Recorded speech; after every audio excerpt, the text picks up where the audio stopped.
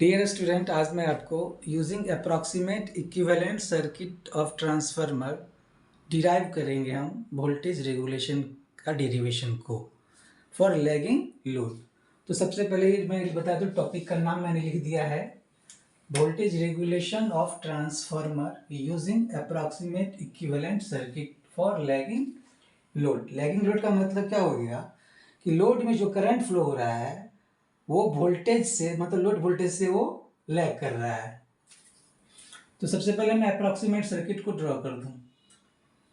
ये के B one, ये हो गया। V1 क्या है? Supply voltage on the primary side. लेकिन हम क्या कर रहे हैं, सर्किट डायग्राम जो ड्रॉ कर रहे हैं वो सेकेंडरी साइड की तरफ है ना। तो अगर सेकेंडरी साइड में अगर आप ले जाओगे वोल्टेज को, उसको केस से क्या करना पड़ता है? मल्टीप्लाई। तो ये के V1,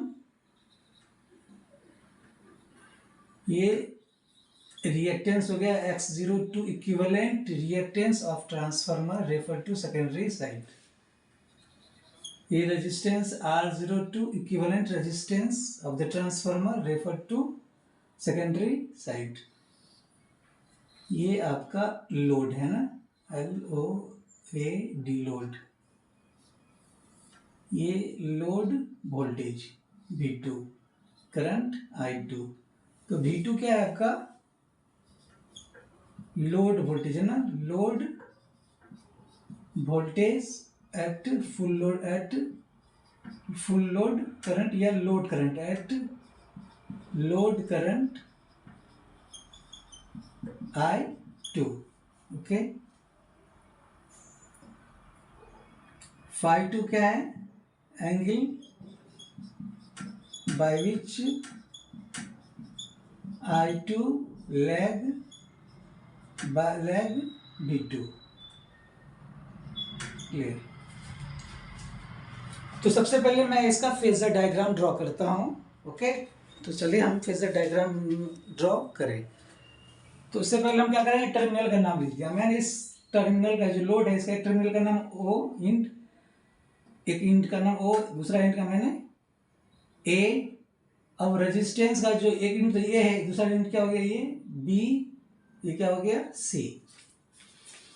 तो ये जो आपका हो गया एक्टिव एलिमेंट सप्लायर, और ये सब क्या हो गया? Passive element. हमें करना है O से C पे जाना है। तो उसका दो तरीका है, या तो एक्टिव एलिमेंट के थ्रू C पे जाइए, या नहीं तो पैसिव एलिमेंट के थ्रू C पे जाइए।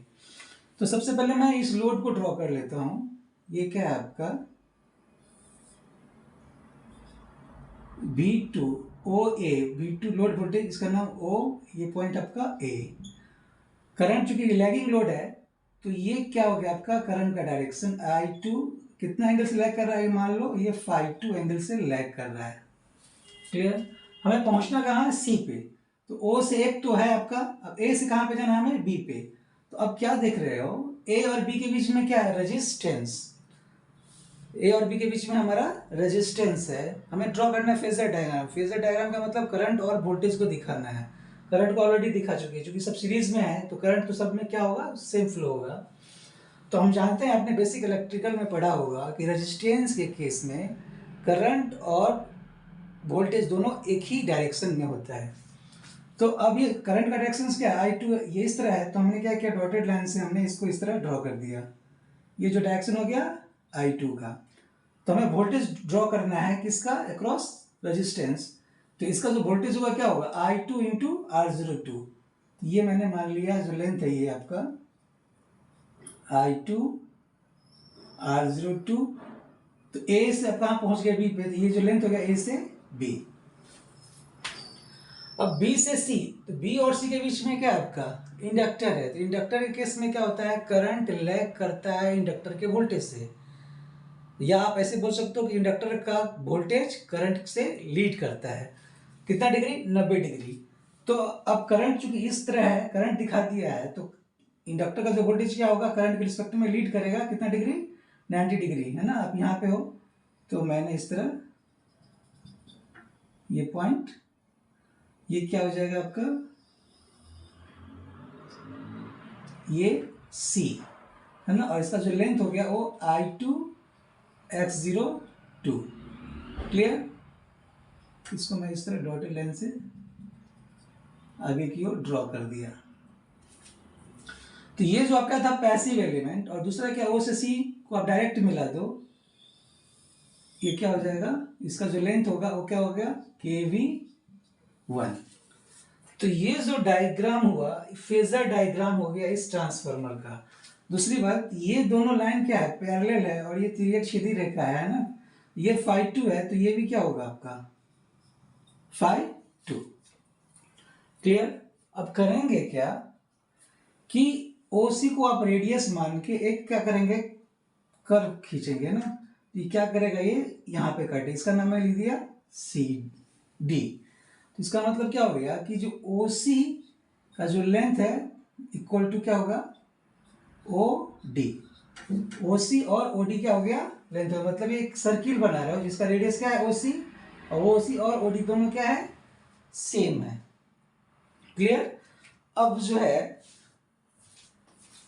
OC और OD, अब करेंगे क्या, ये लेंथ क्या था आपका I2X02, C से क्या करेंगे आप, परपेंडिकुलर डालेंगे, इसका नाम मैंने लिख दिया D से, आपने क्या किया, C से परपेंडिकुलर डाला इस एक्सिस पे, इसका नाम मैंने E लिख दिया। ओके, तो ये जो OC है, OC is equal to OD, और आपने इसे C से परपेंडिकुलर डाला E पे, है ना, तो OD को आप लिख सकते हो क्या, OE प्लस ED। क्लियर। अब इसको मैंने क्या, ED को आप क्या करो, नेग्लेक्ट मान लो, क्योंकि काफी कम है ना, इसका जो लेंथ वो काफी कम होगा, इसलिए हमने इसको क्या किया, नेग्लेक्ट मान लिया। तो जो OC का जो लेंथ होगा वो क्या होगा, अप्रोक्सीमेटली OE के बराबर होगा। मतलब आपने क्या किया, नेग्लेक्ट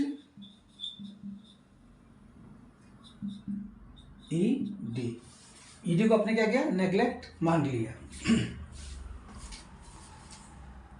तो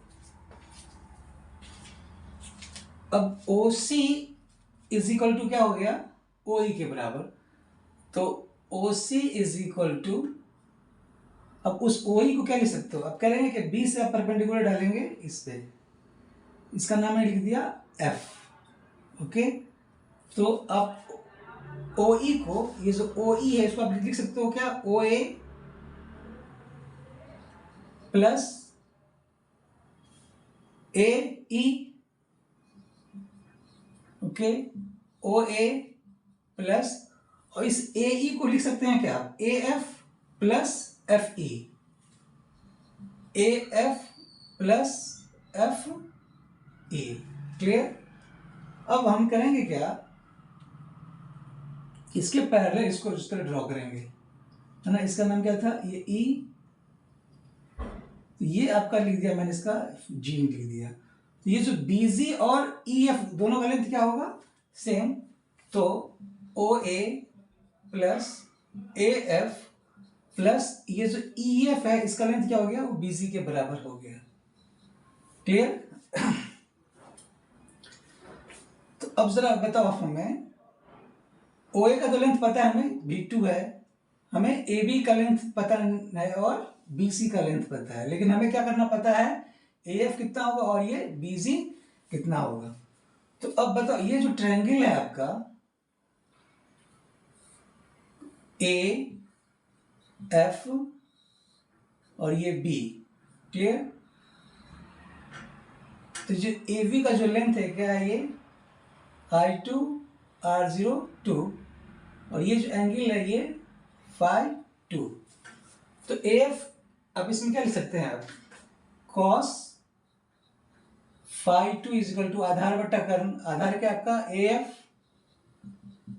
कर्ण क्या हो गया 20 AB के बराबर, मतलब I2R02। तो AF क्या हो गया, किसके बराबर, I2R02 cos φ2। क्लियर। तो AF का लेंथ हमें पता चल गया। अब हमें BC का लेंथ चाहिए, तो ये जो ट्रायंगल है आपका BGC,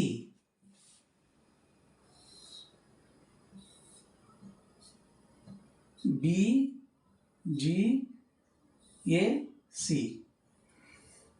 BC, ये जो BC इसका लेंथ क्या है, I2 x02, हमें चाहिए BC। तो अब ये बताओ हमें कि ये जो ट्रायंगल है AFB, ये φ2 है, ये कितना हो गया 90 डिग्री, तो ये क्या होगा 90 माइनस φ2। तो ये जो एंगल है आपका 90 माइनस φ2 है, ये वाला जो एंगल है ये क्या है 90 माइनस φ2, तो ये एंगल क्या होगा φ2, और ये जो लेंथ है ये एंगल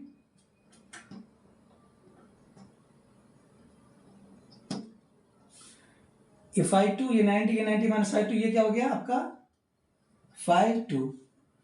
तो अब जो है ये जो है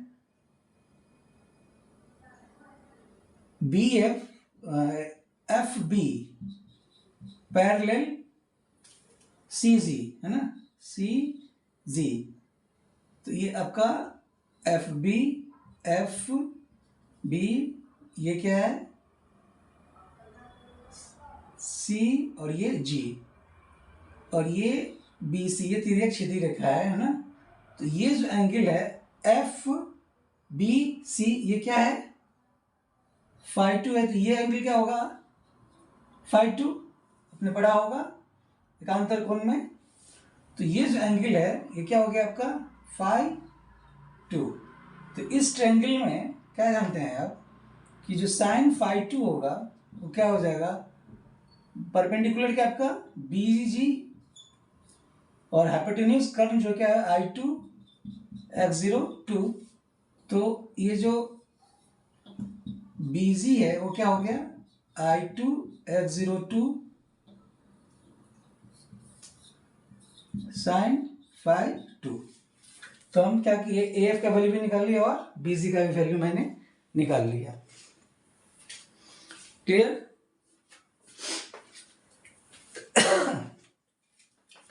तो अब इसको क्वेश्चन में मैंने 1 लिख दिया। तो OC का लेंथ क्या था वो KV के बराबर था, put OC is equal to KV1 in equation first. तो जो OC है आपका क्या हो गया KV1 is equal to OA, क्या OA का लेंथ क्या है B2 प्लस AF कितना निकाला मैंने I2 R02 cos φ2 plus BG कितना आया है I2 x02 sin φ2। क्लियर। तो इसे जो आप लिखेंगे आप KV1 minus B2 is equal to I2 R02 cos φ2 plus I2 x02 sin φ2, इसको मैंने इक्वेशन नंबर 2 मान लिया। क्लियर। हमारा एम क्या है वोल्टेज रेगुलेशन। तो वोल्टेज रेगुलेशन में एक बार करंट लेंगे और एक बार करंट नहीं लेंगे, मतलब नहीं लेंगे मतलब नो लोड करंट। तो क्या करेंगे व्हेन मतलब एट नो लोड है ना, एट नो लोड मतलब क्या हो गया आपका I2 equal to 0 and replace V2 by V2 not. तो ये V2 नॉट क्या बता रहा है no load voltage, okay, and put in second. इसमें सेकेंड में पुट करेंगे तो KV1 माइनस B2 की जगह मैंने क्या पुट कर दिया V2 not is equal to I2 क्या हो गया 0, तो ये पूरा क्वार्टर क्या हो गया 0। तो आपसे पूछा जाए कि नो लोड वोल्टेज क्या होगा, वो किसके बराबर हो जाएगा, वो KV1 के बराबर हो गया। ओके, ये क्या हो गया आपका नो लोड वोल्टेज। क्लियर। तो वोल्टेज रेगुलेशंस क्या होता है, voltage percentage voltage regulation.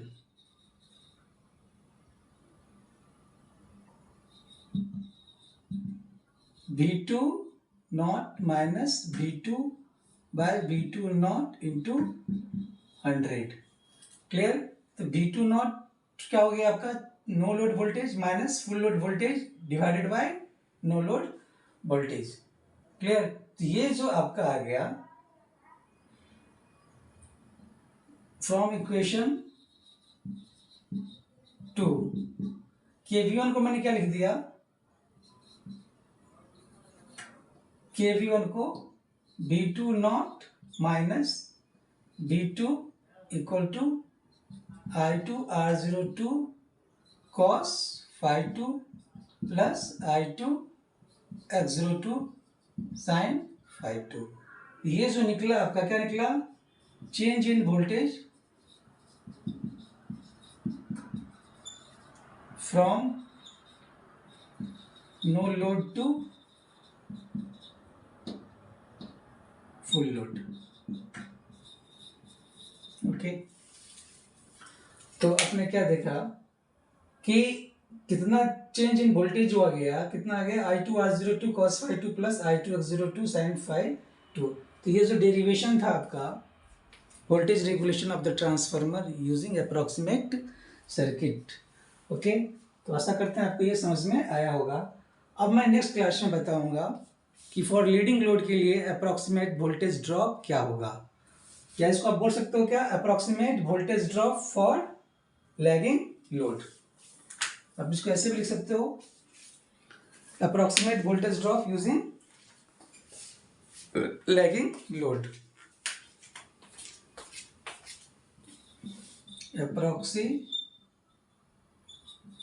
Approximate voltage drop. Okay, तो नेक्स्ट क्लास में मैं आपको डिराइव करूंगा फॉर लीडिंग लोड के लिए। Thank you.